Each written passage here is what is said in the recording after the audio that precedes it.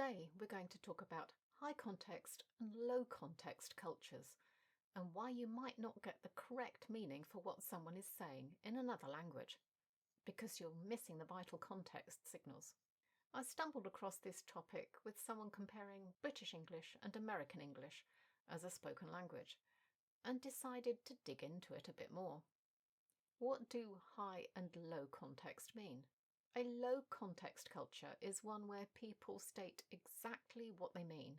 You're basically in no doubt about what they're saying. A high context culture is one where there's hidden meaning behind what's being said, where the words might contradict what the actual meaning is, for example.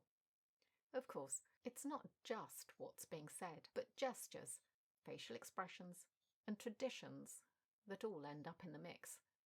This concept was first outlined by an anthropologist named Edward T. Hall. I'm sure you've all seen those lists that get posted around the internet of what a British person says next to what it actually means. There's a copy of one in the Independent newspaper linked in the description. They're funny, but also largely true. Although, obviously, don't apply to everyone. Britain has a higher context culture than America. Americans tend to say exactly what they mean, which is why they need those lists. We absolutely do not. But what about other cultures? Are the languages I'm learning from high or low context cultures? Could I be misunderstanding what I'm hearing? To be fair, most of what I listen to and read is not colloquial language, so probably not so much. So far. But in a real-life situation, French, Spanish and Italian are all supposedly on roughly the same level, which is kind of mid-high context, although all articles I've found just say high, as opposed to Japanese and Chinese, which are top of the tree, according to a chart on the University of Wisconsin blog linked below. That makes them higher context than American English and Canadian are considered to be. Interesting, Mexican is listed as higher than Spanish, so they probably have more non-verbal cues than Spaniards. I never noticed this between the countries, but I didn't have a lot of contact with the locals in either.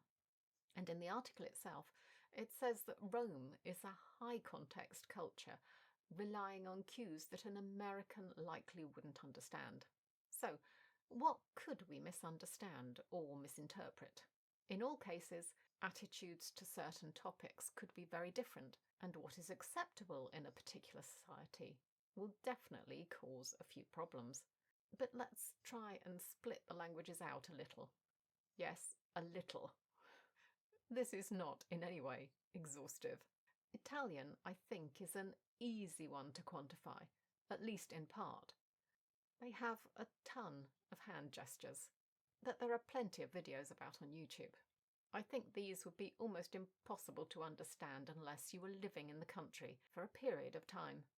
Yes, you might get the odd one or two, but all of them? I'm sure there are ones specific to particular groups of people too, that they've made up for themselves.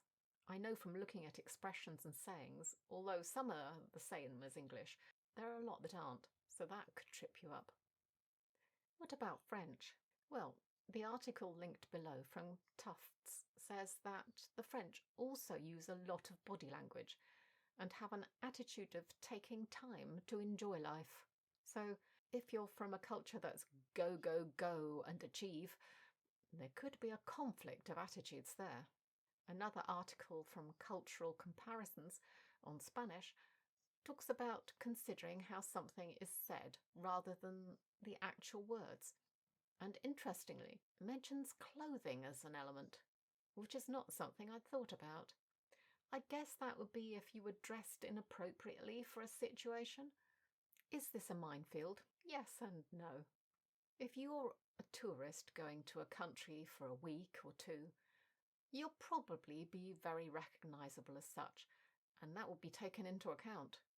But if you're considering going to a country to work, or for a much longer stay, it might be a good idea to look up the cultural context before getting there, so that you can understand what they're getting at, and so that you don't make any cultural blunders. Well, You're bound to make some.